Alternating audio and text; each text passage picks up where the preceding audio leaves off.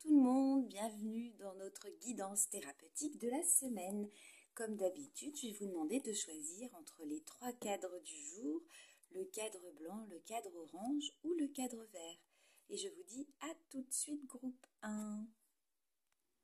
Bonjour groupe 1, alors vous êtes tombé sur la protection, la défense. Alors, le terme de mécanisme de défense, c'est un terme de psychanalyse qui désigne un fonctionnement inconscient par lequel une partie de nous se défend face à ce qu'on vit dans notre réalité intérieure et ou extérieure. Et enfin bref, tout ce qui pourrait générer en fait de l'angoisse. Dans d'autres approches, on l'appelle la protection. Et en fait, les deux termes, ils évoquent la préservation en fait d'une partie de nous. On peut défendre, protéger son trésor, son château, son enfant intérieur. Et ces mécanismes de défense-protection, ils sont très nombreux et ils constituent une vraie boîte à outils pour apaiser et pour régler nos conflits à l'intérieur. Cerise sur le gâteau, ils s'enclenchent souvent tout seuls de façon automatique. Alors parfois, ils sont très efficaces et ils nous permettent d'affronter des choses plus sereinement et de façon moins coûteuse. Et parfois, ils sont complètement inefficaces, inadaptés, voire trop nombreux, rigides ou même trop fragiles. Ils se transforment dans ces cas-là en symptômes et ils deviennent tellement envahissants qu'ils prennent trop de place et ils nous empêchent de fonctionner en fait normalement.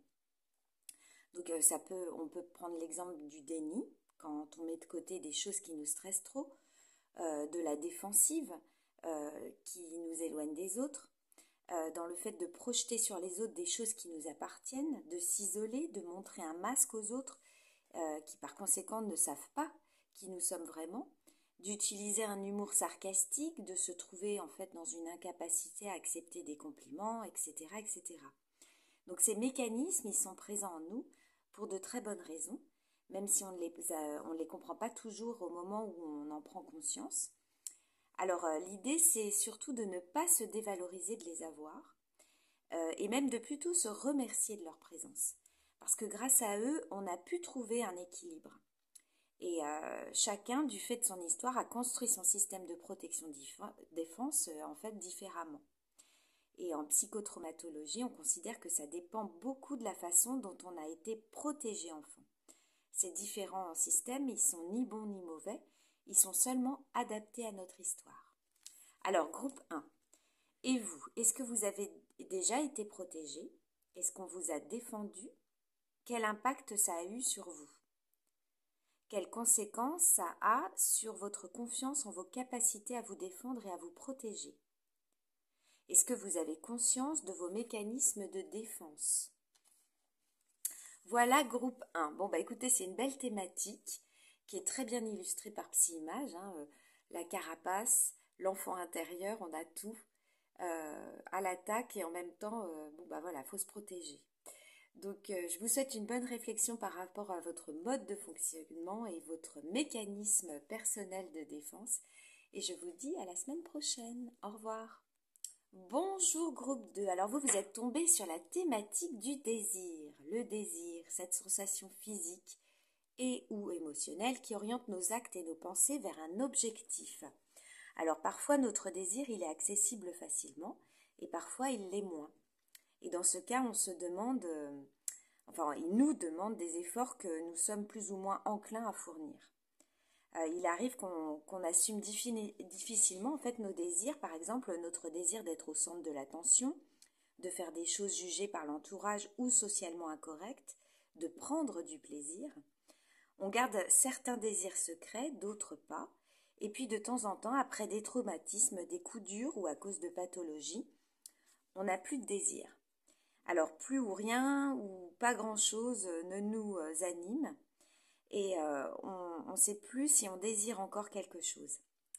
Et c'est pas toujours simple de sentir ce qui nous anime.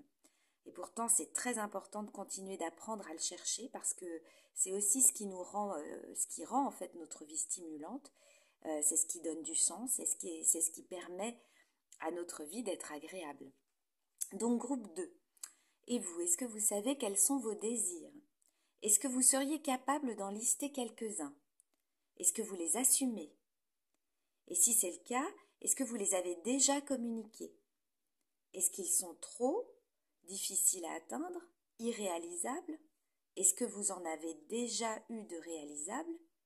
Et surtout, lesquels avez-vous déjà réalisés? Voilà, c'est une très belle thématique.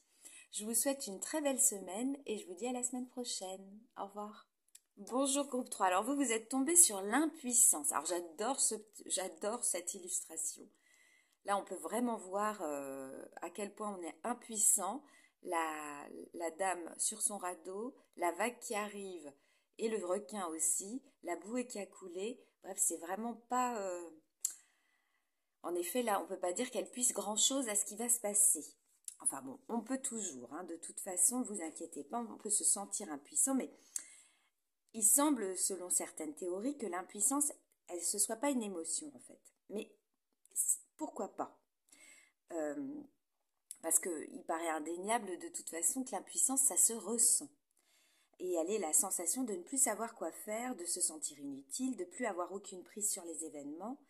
Et notre cerveau, il l'aime pas beaucoup. Lui, il aime résoudre les problèmes, il ne sait plus le faire dans ces cas-là et il se sent démuni lorsque l'impuissance s'invite en nous. Et l'impuissance, elle nous ramène à nos limites, à ce qu'on peut faire ou ne pas faire, à maîtriser et ne pas maîtriser. Ce sur quoi on peut avoir un impact et ce sur quoi on n'en a pas du tout. Et c'est pas toujours facile à accepter.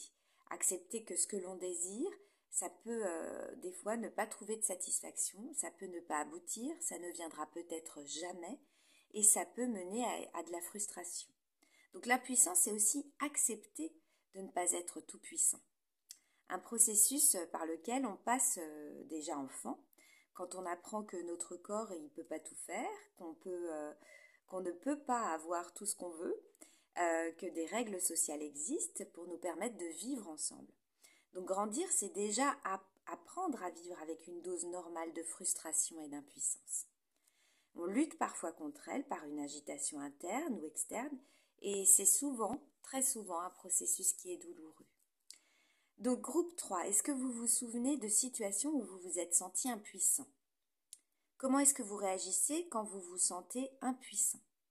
Est-ce que vous l'acceptez? Est-ce que vous luttez contre?